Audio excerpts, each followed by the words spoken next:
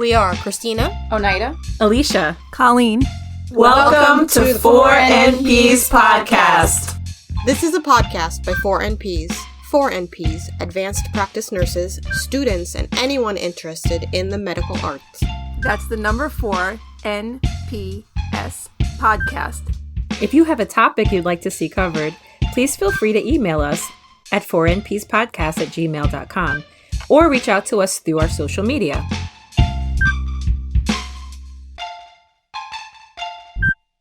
Hi everyone, thank you for joining us again on the 4NPs podcast. On this episode, we had the pleasure of speaking with Wendy Wright. Wendy is an adult and family nurse practitioner and the owner of 2 nurse practitioner owned and operated clinics within New Hampshire. Her family practices have won numerous awards, including Top Providers in New Hampshire 2020, Top 20 Fastest Growing Family Businesses, and Top 20 Women-Owned Business in New Hampshire.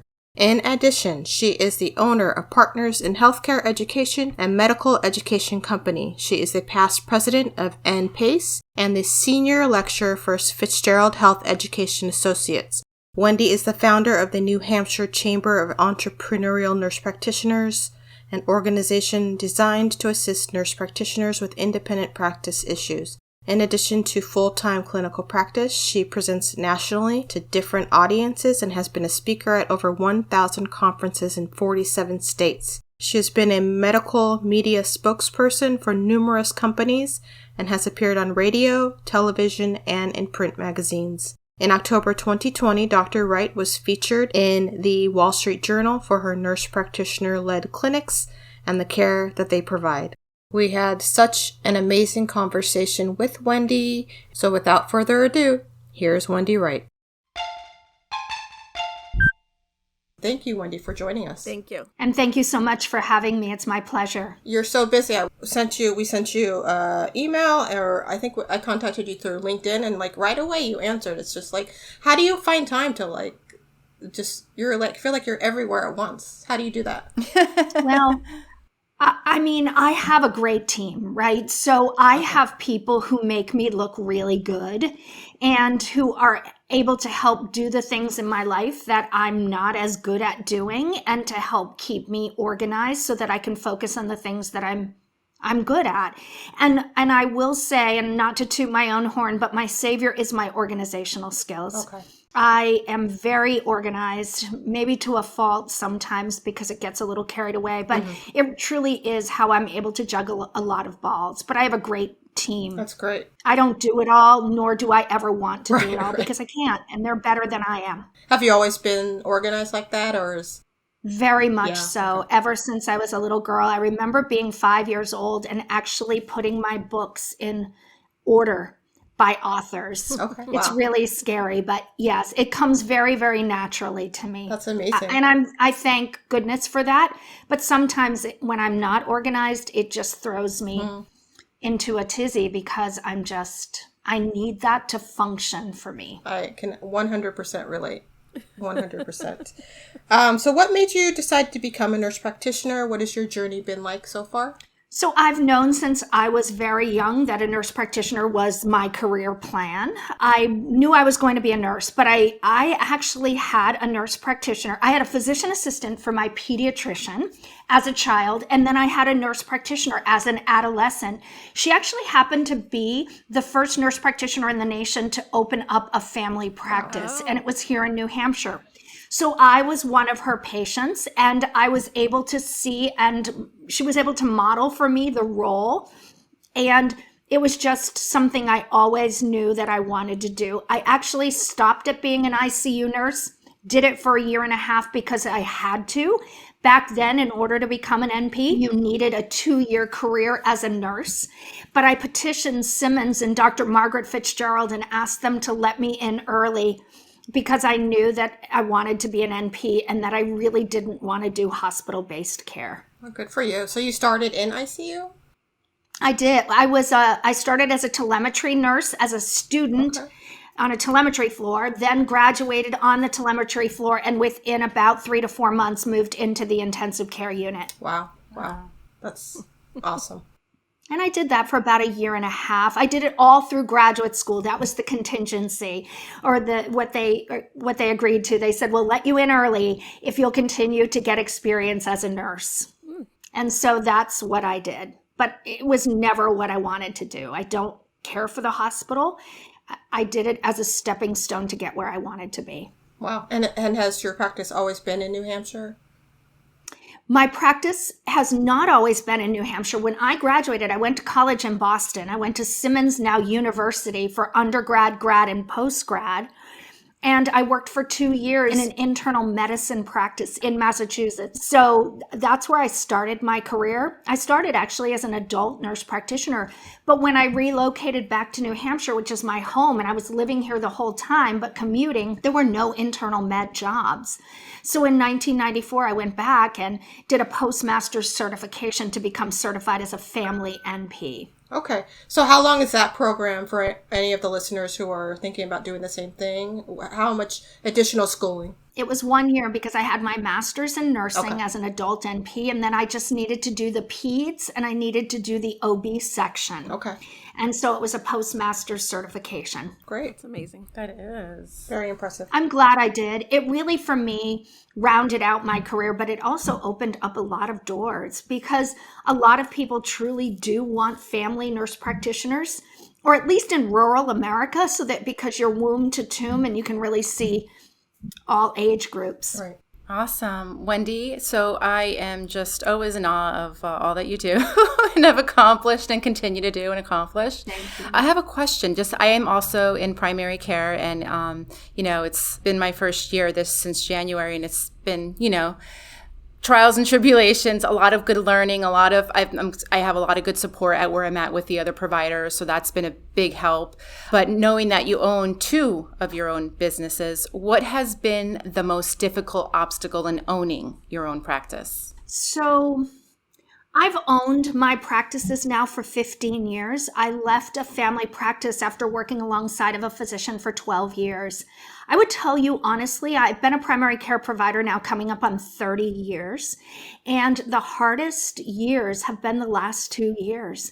I have had to make decisions in the last 2 years that I prayed I would never have to make in my life. I've never furloughed, laid off employees, and I've never gotten to the point where I've actually thought about leaving this career. Mm-hmm. And in the last 2 years, I honestly have. It has been, and I'm sorry for anyone who's just coming into this career, because I've loved every minute. I've never thought of walking away.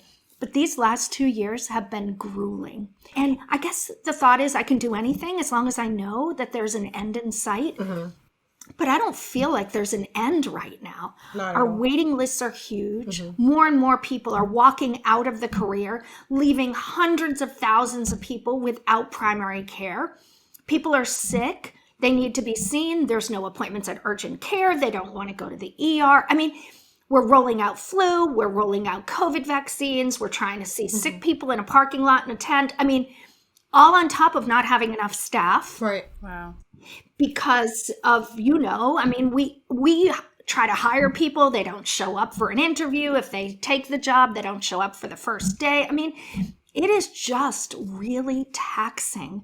So every day I just go into that clinic looking for that bright spot because I, as the leader, need to lead this team and I need to be positive.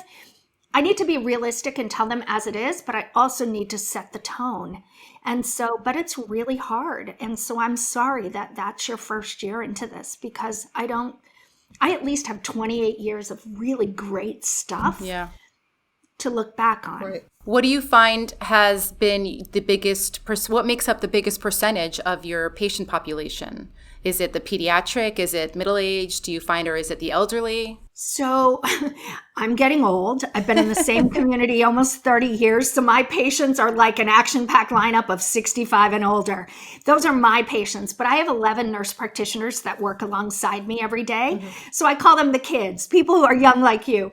They get all the babies. They get all the new patients, the younger, the healthiers, and I get the 80-year-old. I'm Dizzy's.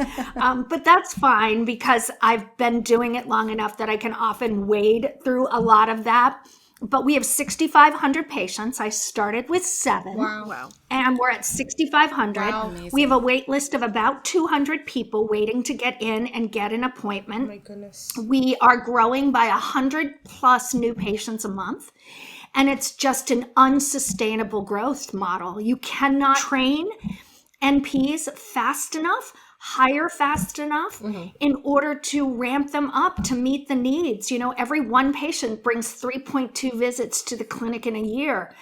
So you add on 1,000 patients, you're talking about 3,000 more visits. And our model is very different. The NPs that work alongside me see 10 to 12 patients a day. Our visits are 30 minutes and an hour long. And so we don't see 20 patients in a day. Right. So to see 3,000 or 4,000 new patients, it takes a bucket load of NPs. And I'm the first independently owned primary care clinic in the nation to offer a fellowship program. Oh, wow. So the NPs that I hire are often my students, but they get a 1-year fellowship as a ramp up. We call it fellowship because that's what the verbiage is, but I've always just called it a mentorship program. It's something I even did before I got federal funding to do it. But now we've got federal funding for 3 NPs a year to bring them into primary care, to gradually transition them into a panel, and then hopefully stay in primary care for a long period of time. That's my hope. When we bring them on, they see 6 to 8 patients a day for at least the first 3 months, and sometimes a little bit longer if they're a little bit slower transition in. So, you know, it's really hard to make up and see those patients. But so we're 6,500, 2,500 are children. We do newborns. We don't do OB. We'll see you if you're sick and pregnant, but we just don't do OB care. We've got a plentiful, enough OBs in the community and midwives, et cetera. And then the biggest number actually are 45 to 65-year-old women. When I do an analysis of who's coming in, it's the 40, 45 to 65-year-old women who make up the biggest bulk. Wow. So when you're training your new NPs, are you monitoring what conditions, diagnosing, like what they're seeing, Absolutely. exposed to? They keep a log every week and we do an analysis. And if they're not getting enough peds visits, we try to ramp those ped visits up. But we also look at gender, we look at ages, we look at the diagnoses that they see. But what we also do is one of the lead NPs, myself and a couple of others, we read their charts every single night so that we offer them feedback. And we do that for the first year so that they're getting feedback. Hey, I would have done this. I might have done this a little bit differently. Because no matter how much education you have, you're prepared for the things that walk in that you see a lot of. You're not prepared for all of the different little pearls that you just learn over the years. Mm-hmm. So we like to spend that time educating them and giving them their charts back and saying, listen, this is how you need to bill and code this visit, because all of their training is around billing and coding as well. I defend malpractice cases. I've defended more than 100 NPs in medical malpractice cases. So a lot of my feedback to them is, I wouldn't write it this way. Here's what I would write if I were you, etc. Mm-hmm. Trying to just make sure that they know how to think like an experienced NP and document like one as well. So what do you tell your new nurse practitioners? You mentioned, the pearls that just come with time and with practice. How do you teach them to deal with those instances where they're in a room and they're, met with these pearls? Like, what do you teach them how to deal with that? Sure. So I think the most important thing is to know what you know and to use your resources. I've spent 30 years in the same community. If you're in a bind and one of your lead NPs, reach out to us. IM us, call us on the phone, text us, whatever you have to do. Send me a picture of that EKG if you're not sure, but use your resources. And a lot of the NPs that have been working for me and my management team have been with me for 15 years. My sister runs both of our clinics. I'll tell you, she's smarter than heck. She should have been an NP. She can guide them. She's not an NP, but she can say to them, you know what, Wendy would have done this. And so here's what I would do. Maybe give Katie a call or text the EKG down to Amherst and let one of them take a look at it. I think every time we hire an NP, they have to come their first day with what we call a Bible. It's a tabbed book, A through Z, with 3-ring binder, and they need to come with paper. And what I say to them is, put this in your Bible. Do this, do that, write this down. This is how you work up PCOS. This is the first drug you want to go to for diabetes. Wow. And I'll say to them, this is the second time I've told you. I'm not telling you again. Put it in your Bible so you can look it up. Right. Because there's so much I want to teach them. But if I have to focus on saying the same thing 6 and 7 times over, I can't teach them what I really want to teach them. Right. And so I try to be as nurturing as I can, but sometimes when I'm telling you the same thing and you're making the same mistakes, I'm going to just say, you know what, you need to fix this or fix that. Go to your Bible, look it up, because you said you were going to write it down. Right. So that tool, that Bible, as we call it, is so invaluable. I have a 15-year lead NP who still has her Bible from the first year I hired her. And her Bible is like, everyone wants it because she's got who you refer to, all these great little pearls in there, the asthma guidelines, the COPD guidelines. So you don't have to go to 97 books. They can all just look it up in her Bible. That's amazing. So I think it says a lot too, Wendy, that you have employees that have been there that long and that have been in primary care that long, because when you're limiting your productivity to fit 12, 15, or not even 15, it is vital because you burn out. We talk about burnout in some of our other podcasts. I mean, it's just, a common occurrence, unfortunately, when you're seeing overloaded with so much, because you're not only seeing the patients, but you're managing their care, whether it's lab work, whether it's documents, whatever it is. There's so much that's involved in just one patient. And there is, and I wish that I had this magic solution to prevent our NPs from getting burned out. Our medical assistants, our nurses. It's just a really hard time in healthcare. We've pushed everyone to get a portal. We want you on the portal. We're going to communicate with you on the portal. Well, I don't know what your messages are looking like. We get hundreds of portal messages a day and people wanting us to manage their care over the portal. Oh, yes. In addition to seeing patients, in addition to doing their labs, in addition to who do you use for a hairdresser? I'm new to town. I mean, it's just... And I love that. Like, there's so much of that I love because I'm in this community. I live here. But at the end of the day, it's also non-reimbursable. Right. So what we try to do is when we have people there, we try to optimize every ounce of care that we can give them because they may not come back.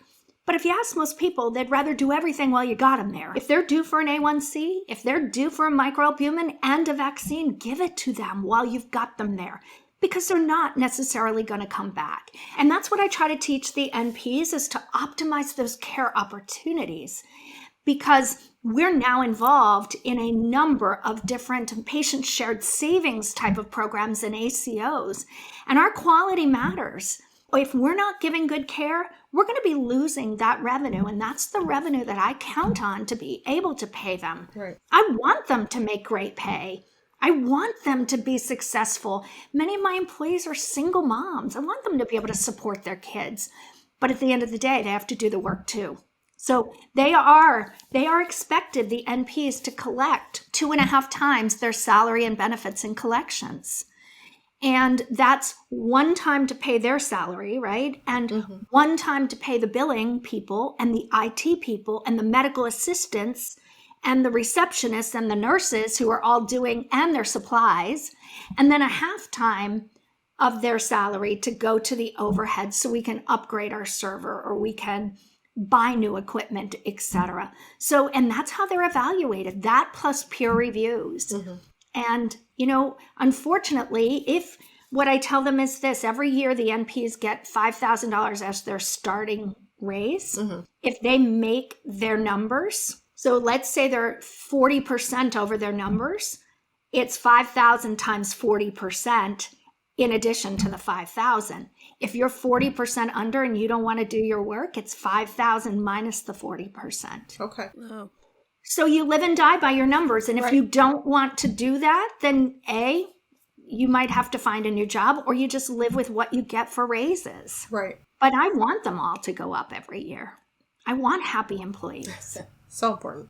It is. And that is something that we talk about here, is that you're a provider when you're a nurse practitioner, and you are contributing to the bottom line of that business.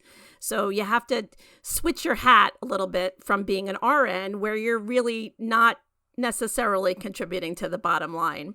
Or you are, but you don't necessarily know it. Right. And your future doesn't necessarily ride on that, right? Right. So when we meet with the NPs every quarter, they're given their numbers. So they know where they're sitting every single quarter. That's awesome. And so it's not like when they get to their review, they can't say, I didn't know I wasn't making my numbers, because you've known for the entire year, because you get your numbers quarterly. Right. And we do a 3-month, when they first come on, we do a 3-month evaluation of them, and then it's done annually thereafter. And everyone gets an annual review, and everyone gets a raise in the clinic. And I believe that the MAs get the same benefits that the nurse practitioners get. I pay 100% of their health, their dental, and their vision for themselves. That's unheard of these days. But I want the MAs to have health insurance, just like the NPs get health insurance. So, we spend a lot of money on benefits, but I think it's important in order to retain our workforce. So, Wendy, what kinds of things did you have to have in place in order to create your own business? So you said you started out with 7 patients. So what did that look like for you back then, and how has it come along? Oh, gosh, to go back to those days, right? It just seems like it was 100 years ago. I was working alongside a physician. I loved my job. I have to tell you, I would never have left. I had the perfect setup. I was teaching all over the country, teaching the board reviews, and I was working 2 days a week. I had a job share partner, and I adored her. We were the perfect team until things happened with the physician who started dating a student in the clinic, and it just went downhill from there. I never, ever had planned to leave that job. I didn't make a lot of money, but for me, it was just the perfect fit. It was my community. It was 2 days a week, gave me the ability to do everything I wanted to do until it didn't. And so I gave a 4-month notice, actually. I said to him, I'd really love to write a letter to my patients, letting them know. And he said, no, you are not telling them that you're leaving. So I show up my last day. No one knows I'm leaving. And the patients call up and they're told Wendy's no longer with us. My husband got calls. Like, did she die? Like, It's a small community. Right. Yeah. But so what I did was, the week I left, I went on vacation with my sister. And she said, I have the best idea. I think what we should do is open up a family practice together. You'll be the nurse practitioner. She was running a surgical center for a urology group. She's like, I'll set it up. I'll do all the OSHA stuff. I know how to do that. You'll pay for everything because you're the older sister, but we'll work together for the rest of our lives. And I said, I have zero desire to do that. She's like, come on, it'll be so fun. And 6 weeks later, that's what we did. Wow. We took shifts. It was the craziest thing. After I left, the practice manager contacted me and she said, I want out. Are you hiring? And I said, absolutely. I need a biller. Mm-hmm. So she gave her notice as well. And the NP that I job shared with, she gave her notice as well. Wow. He wouldn't do a non-compete with any of us back when non-competes were upheld, right? Because he didn't want to tie his hand. Well, silly him. Right. He lost 2 nurse practitioners, his billing person, and with that went 2,500 patients. Right. Wow. Now, I couldn't contact them, but the only thing I could do was just network. Mm-hmm. So what I did was I put an ad in the paper where I worked, and I said, Wendy and Susan have opened up a clinic. Wow. And I put our address, and the phone exploded. Wow. And to this day, I'm still getting patients from that clinic, and it's been 15 years. That's amazing. But, here's my philosophy. My philosophy is this. If you worry about yourself and you treat people well, they'll never leave. Yeah. Wow. They would have never left him Right. if he was doing what he was supposed to have been doing. Right. Right. But Right. when you're not Absolutely. doing that and you're not devoted to those patients, they're going to look. They know it. They feel it. And they know it and they feel it. So that's what happened. And, within 6 months, we had 500 patients on the books. Within a year, we had over 1,000. And then it just has continued to grow since then. And it was 11 years ago now that I opened clinic number 2 in the capital of the state. So I started out closer to where I live, and then I knew that there was an area that was just devoid of healthcare, and it's the capital of New Hampshire. There wasn't one primary care provider taking on new patients in the capital. And so I thought it was a place ripe for the taking. Yeah. And we have about 2,000 patients there now. That's amazing. Did you have to do anything specific with your license? You don't have to do really anything. You can hang your New Hampshire has had tile. full practice authority for 45 years. We were one of the first states. It's always a great place to practice. So no, I just needed to do all the business laws stuff, right? I needed a permit, and I needed clear waivers, and I needed back then insurance companies had to come out and inspect your building. So we had to make sure that our samples were locked up and that we had locks on the medical records. I mean, silly things today, because those don't even exist anymore. They don't audit you. They don't come out and look, but they did back then. And so I just needed all of the work stuff, the state law, but nothing specific for my licensure. Here's the only thing I did need, though, is that, as you know, nurse practitioners have not been able to sign home health and hospice orders, haven't been able to sign diabetic shoe orders. Some of that has changed, right, with COVID. So I needed to have a physician who would sign some of that paperwork for me. And I paid that physician and had him on a retainer for about 13 years to sign those forms that nurse practitioners just by federal regs couldn't sign. Right. But that's it. And I had been running that physician's clinic for 6-7 years. So I knew how to hire. I knew the EHR because I had set up the EHR system. Right. I knew how to run the lab because I had brought the lab in. I knew how to contract with insurance companies because I was doing a lot of that. But I had a couple of people who even knew more than I did. So it allowed me to see the patients. And my job share partner, I hired her. She did 1 day a week to free me up so I could continue to travel. And then we brought her on more as we grew. That's amazing. Do you have a home care component to that, or it's all in the office? It's all in the office. We did dabble in the home care component, and a couple of the NPs will still go out and see a couple of patients at home. But because we're so rural, it's so not financially viable because it takes you an hour to get to these people's houses, and it just was not financially viable for us. So we just don't do that anymore. But a couple of the NPs have come to me in the last year and said, can I go out and take a look at this patient? They can't get in. I'm totally fine with that. Yeah. But when we do that, we lose 3 or 4 hours of that NP in the clinic, which right now is so valuable to us. Right. And then did you have to have any umbrella policy for insurance? Or were you worried legally, from a legal perspective, on opening your own clinic? So it's no different than working for someone else. I have always carried my own malpractice policy, even when I did work for a physician, for a number of different reasons. But I was able to just buy a policy for all of the NPs. I think it cost me about $1,000 an NP a year. And we just pay for their malpractice and insure them, as any facility does. I have to have general liability. I also own the buildings, so I need liability on the buildings in case it burns down. There's a lot of things. I tell people I will never wear orange. I will never wear horizontal orange stripes intentionally. It's not in my color wheel. But sometimes you just don't even know what you're supposed to be doing. Right.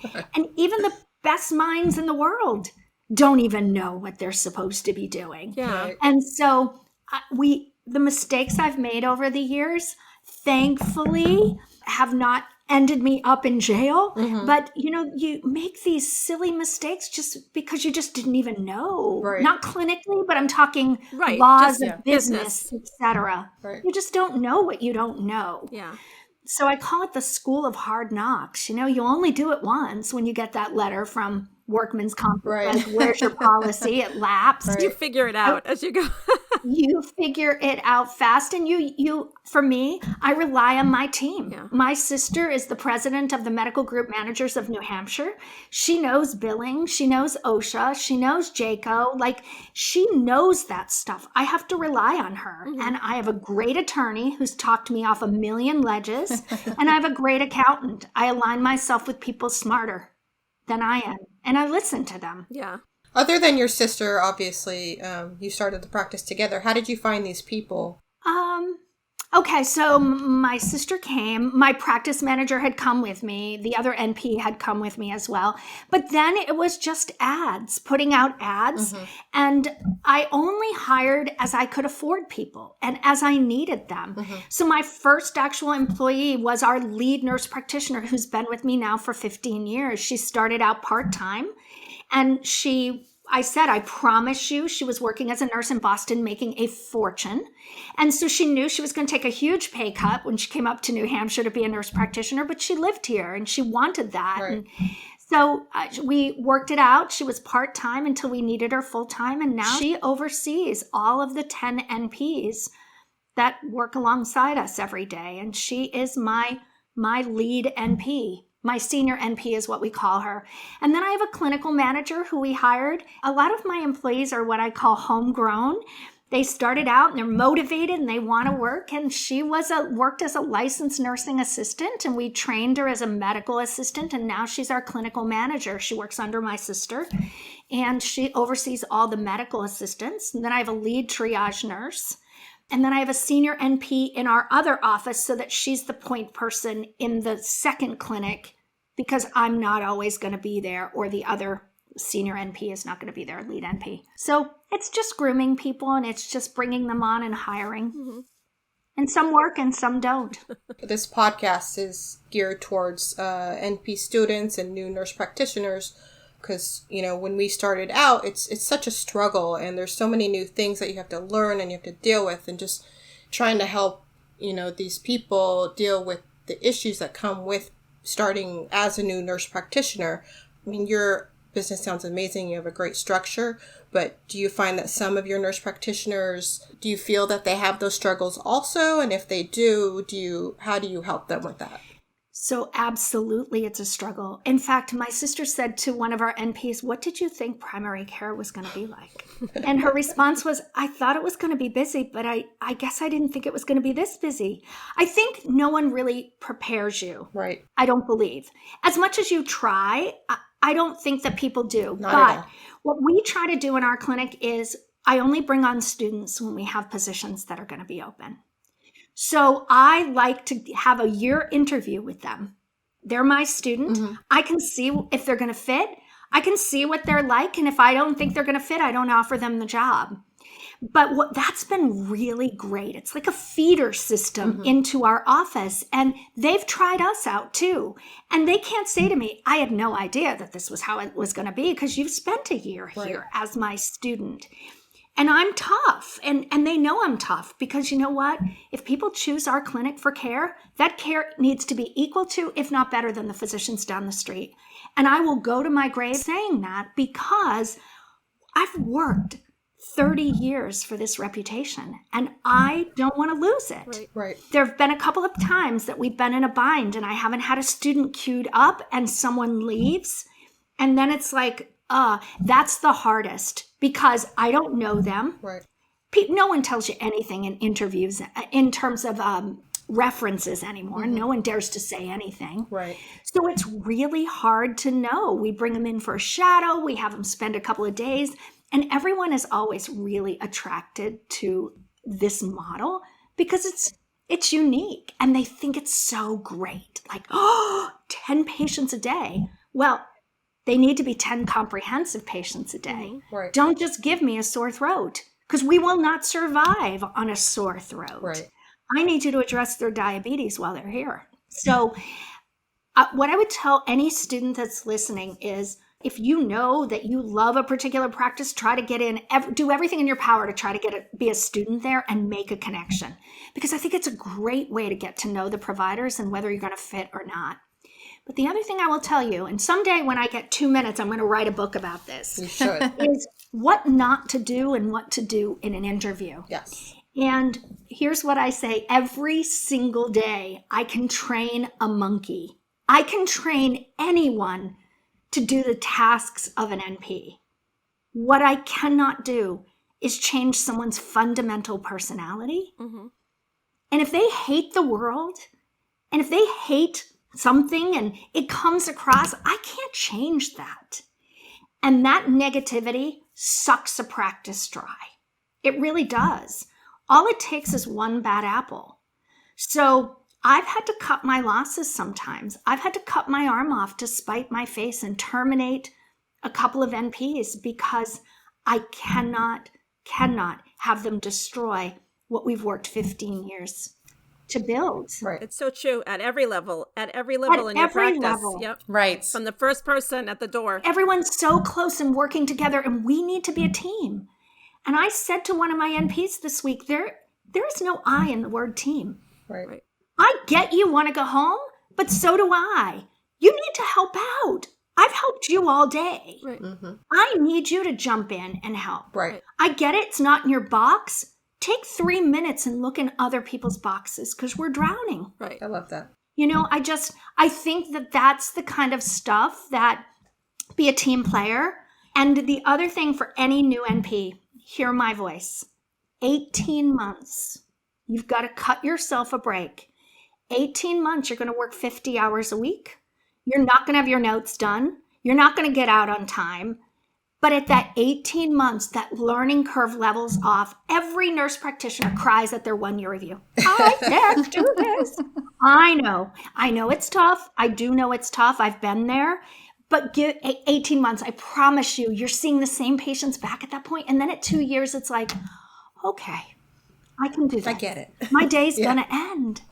It will end. And I'm sorry that, like nights, sometimes you have to stay late, but these are people's lives. And that's what I tell them. This is not the supermarket that you check out when you bag the last bag. Like, these are people's lives, and we can't walk away with a message in a box. Right. You know, so I really look for those people because I need those team players. Because if they're not, they destroy the morale of the group. So true. Wow. So Wendy, I mean, you've been so impactful in all that you've said and all the information you've provided and, you know, support. I want to dip a little bit into the extracurriculars of your life. You don't just do, you know, the primary care. You do a little bit of other stuff. You know, you teach. And I just wanted to, you know, see if you could share a little bit about that with us. Sure. So it was around 1994, 5. I had been an NP for a couple of years. I was asked to join the board of NPACE. And I said yes. That's another thing I would tell your group is don't say no. Say yes. Even when you don't even know what you're doing, like say yes. I never imagined that little yes would open up my entire career. And it really did. I said yes. I was on the board for a year. And they said, we want you to teach a class. I'm like, teach a class? I have not taught on a national scale. We know you can do it. My first class was anemia. There was a heckler NP in the back of the room. Oh, no. I got off that stage. I cried like a baby. I said to Margaret Fitzgerald, I am never, ever doing that again. She said, it's too late. You're on the docket for Chicago. And I went, but I needed that because by saying yes, I then thought I now need to do this better. Mm-hmm. If I'm going to do this, I need to do this better. And one thing led to the next. Yes. When we're not in a pandemic, I travel 45 weeks a year. Wow. At some point during that week to speak to NP conferences, to consult, to do medical malpractice defense work, to be medical media spokespersons for a number of different companies. And I love that. I'm a person who likes to have my hands in a bunch of different things because I don't want to do the same thing every day. Because if I do, I get bored. And so for me, being able to be in the clinic 3 days a week, teach, travel, that to me is like the ideal schedule. Yes, I work 7 days a week, but I choose the days I'm going to work and when I'm going to work. And that's very different. I'm rowing my own dinghy. Yeah. I'm not the captain of my yacht. I'm rowing my own dinghy, but that's okay because I'm steering it in the direction that I want to go in. And for me, when I don't want to do it anymore, as I said this week to 2 people, this isn't bringing me pleasure anymore. I'm out. I can do that. And that's great. And so, yes, I teach the board review for Margaret Fitzgerald. I've been teaching that now for 27 years. I do about 12 of those a year. And then I have my own medical education company. And I'm able to travel around to different conferences and speak, which I really love. That's amazing. Oh, Nida, you in the city, right? Yeah, I attended one of the Fitzgerald courses. Did you? And that's when I first encountered you, and then I looked you up and read all about you. Awesome. Were you in by Penn Station? Were you at one of the courses over by Times Square? Yes. Penn Station Hotel. Yeah, I stayed at the Stewart Hotel. Hotel, absolutely. Yes. That's awesome. That's where I always go when I'm in the city. That's where they always have the conferences. Oh, okay, yeah. And I love going to that city. It's one of my favorite places to go. Oh, that's awesome. But I'm very, very fortunate because, just one door has opened up to the next, which has opened up to the next. And, I didn't envision any of this. I just wanted to be an NP. And then just marketing myself and just putting myself out there and saying yes, even when I didn't think I was qualified to say yes, but working my tail off is how I've gotten where I've gotten. And if it ends tomorrow, I say this a lot, it's been an amazing ride. And I'm blessed for the 30 years, and I hope I have another 30 more. But if I don't, it's been amazing. Wendy, I first learned about you when I was in school to be an RN, and I definitely was so inspired by you. I've had a couple of nurses over the years that I've met that do exactly what you do, just have a lot of different hats that they wear.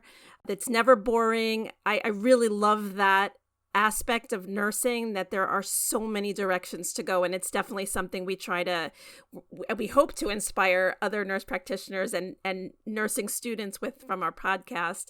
And I'm sure you do, because what a career, right? It's amazing. There are so many places we can all go, and people often think you've got to invent something. No, innovate it. Right. If you don't like what you're seeing, change it up. Yeah. That's what I did. I didn't want to be a rat on a wheel, seeing 25 patients a day. Right. I didn't create primary care. I just innovated it. I changed the way we did it. And that's what your people on the podcast, I hope, take from this, is if you don't like what you're seeing, be the change that you want to be. Is there anything that you've learned in your amazing career that you wish you didn't have to learn the hard way, that you wish you knew when you were a nursing student? Is there any, one thing that you can think of? There are a few things. There have been some really hard parts for me about nursing. People think, maybe if you talk to me, you might think that I'm a real hard ass. I'm not. My heart gets hurt really easily. And I've learned over the years that I just have to have thicker skin and a harder heart. And that breaks my heart. But if I don't do that, for me, I don't survive. So when I first started speaking, I would get my reviews, because you're evaluated every time you speak. And people aren't always nice. People would comment on my hair. They would comment on my clothing. Now, normally, not tonight, it's a Sunday, but normally I'm pretty decently dressed. I try to be very professional, but you're not going to make everyone happy. Right. And for the first couple of years, I would read them and I would sink into this this deep, dark place. And my husband started holding my reviews, and he didn't give them to me until Monday. And I said to him, "What are you doing?" He said, "You don't need your weekends ruined by people who are just trying to be cruel." Right. None of that is constructive. Constructive is, you need to slow down. You need to enunciate better. You missed the point on this technical topic. That's constructive. I agree. And I'll take that and I'll work on it. But to say that you don't like my hair color, seriously, if that's all you looked at for the whole hour I was speaking, what are you doing there? Those are just hurtful comments, right? Right.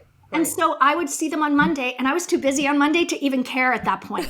And now what I do when they come in, I glance for trends. And if there are no trends there, that's it. I throw them away. I don't keep them.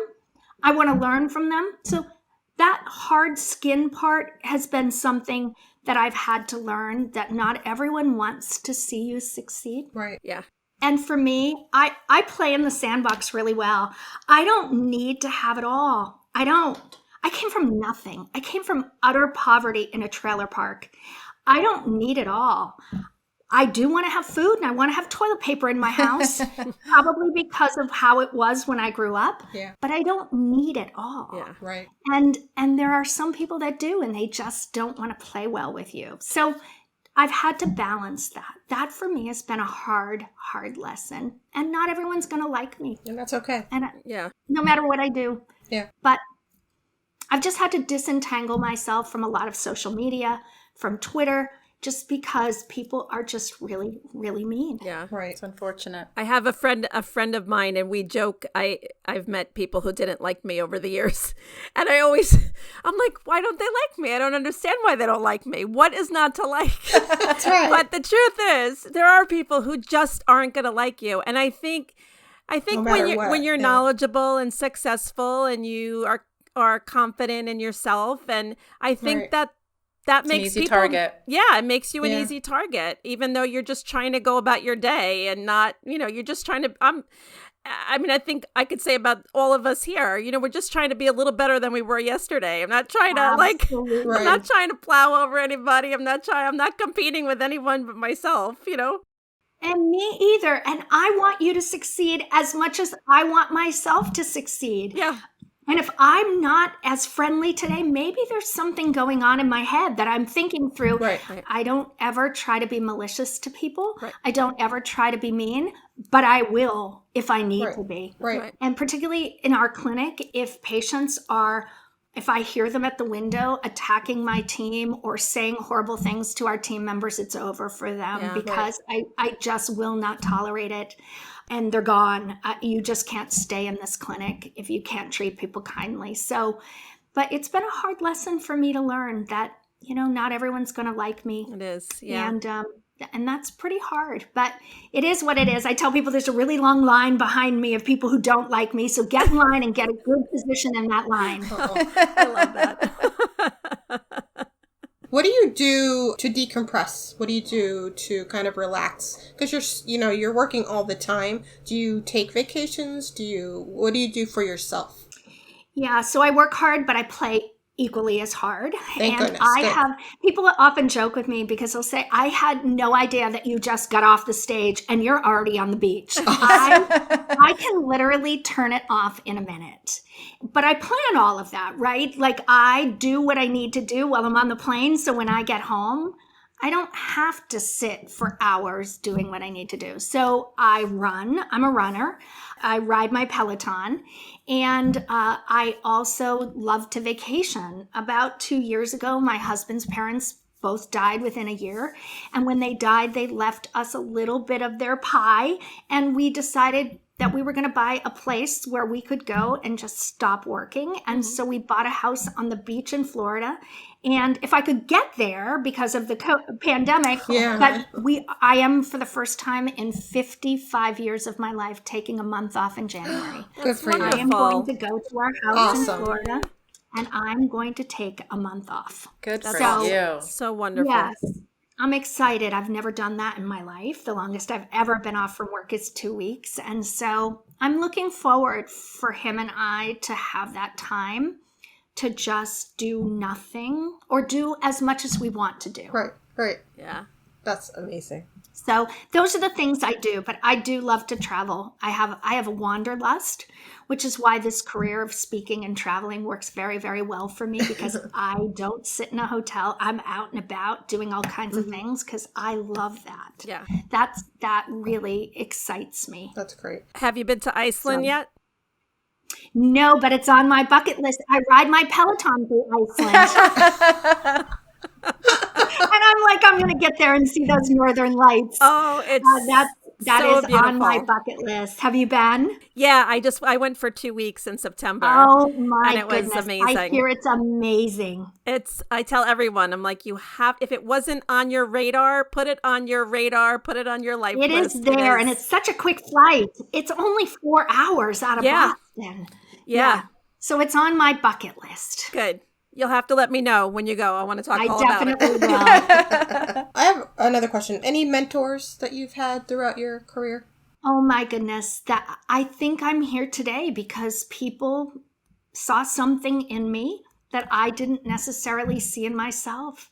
As you heard me say, I grew up very, very poor. I have a book. It's called Breaking the Cycle. If anyone on the readers wants to, it's on Amazon. I wrote it with my elementary school friend, but it's called Breaking the Cycle. And her name is Christine Beckwith, and Wendy Wright are the authors. And I talk about this in my book. My mom didn't graduate high school. My dad didn't graduate high school. My mom had me when she was 18, but she knew that in order for me to be successful, I needed to be manicured. I needed to have decent clothing. Even though they came from cheap stores, I still had to look the role, and people saw something in me. And I talk about this experience of going to Nordstrom's or one of these places when I was a freshman in college. And I went there as a part of my sociology class. And I went there in sweatpants, no makeup, no hair done. And not one person would wait on me. I went back to my dorm, changed out my clothing, put on the heels, put on makeup, did my hair. And literally within minutes, people were in front of me saying, "Do you need some help?" It was just I always knew it. And I knew that I needed to look the role, but people took me on. And then in college, my professors always asked me if I was interested in doing X, Y, and Z and nominating me for different things. And then there was Margaret Fitzgerald, who was my professor in my graduate program and my postmasters. Lucky. I happened to call Mimi Secor. Dr. Fitzgerald said to me, "Why don't you call Dr. Mimi Secor?" She wasn't doctor at the time. "Call Mimi Secor. She owns her own clinic in Boston. See if she'll be our commencement keynote speaker." So I call her because I, of course, have been nominated to head up the graduation committee because I had nothing else to do. And so we became friends, and she became my mentor. And she's the one who brought me onto the NPACE board along with Dr. Fitzgerald.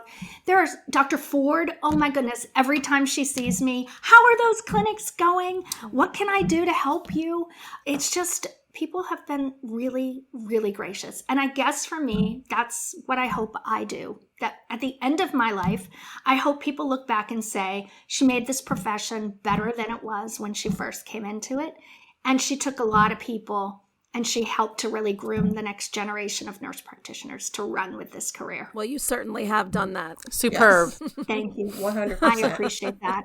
That's what I hope people say about me. Yeah. Is that she really gave this everything she had. And I have. But it's given me so much more than I could give this career. Yeah. It's what I am. So when people say, "Do you mind working?" I really don't, because it's so much of who I am. Right. I don't need to have vacation time because I get joy from what I do with my work too. I don't dread going to work. Right. I love my patients, most of them. Yeah. You're such an inspiration. I think it's because you feel that. You can see what joy it brings to you. And listening to you now, I'm getting goosebumps and just tears in my eyes because you're amazing. So you 100% are an inspiration. Thank you so much. I truly love them. And I hope that that's how they feel about me. And I know that they do, because people will see me and they'll say to me, "You're not retiring, are you?" I'm like, "Do I look like I'm retiring?" I'm 100 years older in the last 2 years. But I'm not retiring, no. But, people get invested, and I'm vested in them too. And I'm in this community. I want to walk away and have people say, "Oh my goodness, she was like my GP that I had when I was a kid." And I want people to think that I gave them that type of care. That's Amazing. wonderful. They're lucky. They're very lucky. Awesome. Thank you. Yeah. I wish I lived in New Hampshire. It's a great state to live in, and if you ever want to come visit, just let me know. I'm about ready to move. thank you. I should be there in about 10 minutes. There's a lot of job opportunities. It's a great state. It's a great state.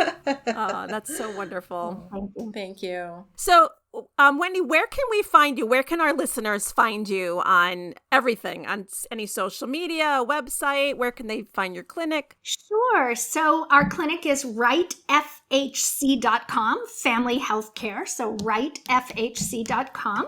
We've got a website. People can book appointments there on the website. You can contact us. So that's where you can see my site and all the NPs that work alongside me. I am on social media. I'm on Facebook and I'm under Wendy L. Wright on Facebook. I am on Twitter and I am on Instagram, but I'll tell you, I don't really do much with either. Mm-hmm. But I just kind of browse and just look. I just don't have a lot of time for social media. Mm-hmm. If I do anything, I do Facebook so I can keep up with all the people that I meet when I'm traveling to the different cities and things. And I love that part of the travel is to be able, but it's been hard recently on Facebook just due to all of the clutter stuff that's there. But yeah, that's probably the best place to find me if people are on social media. Anything else, you guys? Any other questions? Any other questions for me? I think we've picked your brain a lot. We appreciate, the time you've given us. Totally. No, I appreciate the time. And to all the listeners, keep pushing on, right? Keep pushing on. It's an amazing career. It is what you make it to be. And there's so many opportunities for us now.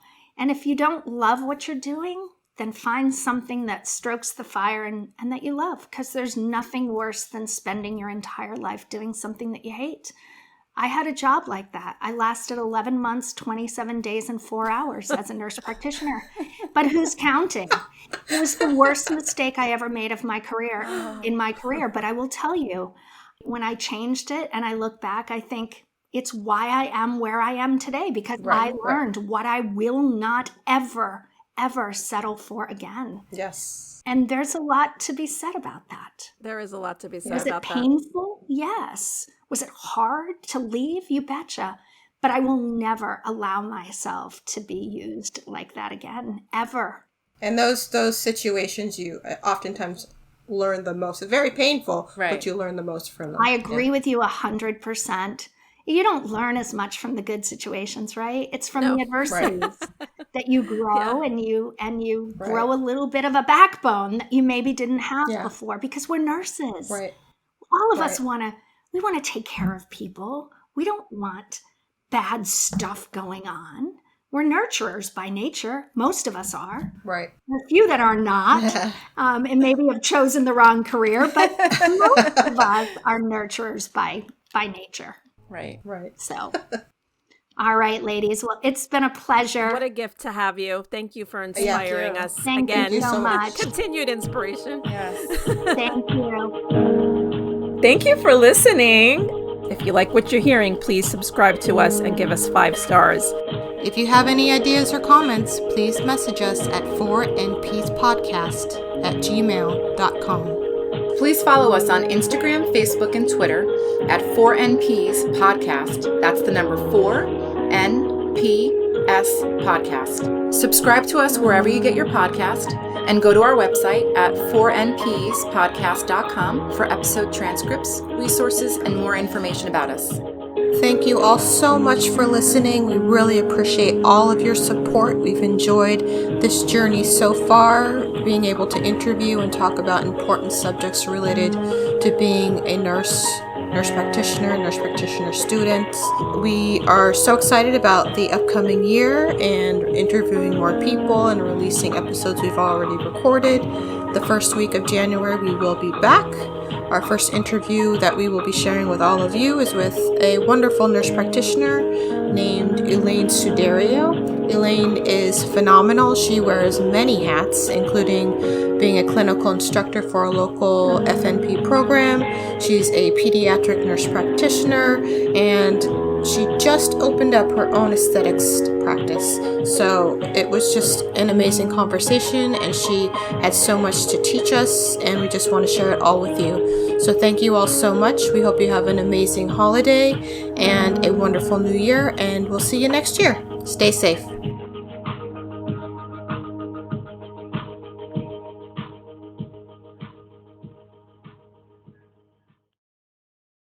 The information in this podcast is for educational purposes only and should not be used in substitute for professional care by a medical provider. The information in this podcast does not represent medical or other professional advice or services. The thoughts and opinions presented on the 4NP's podcast are of the hosts and guests and do not represent those of their employers.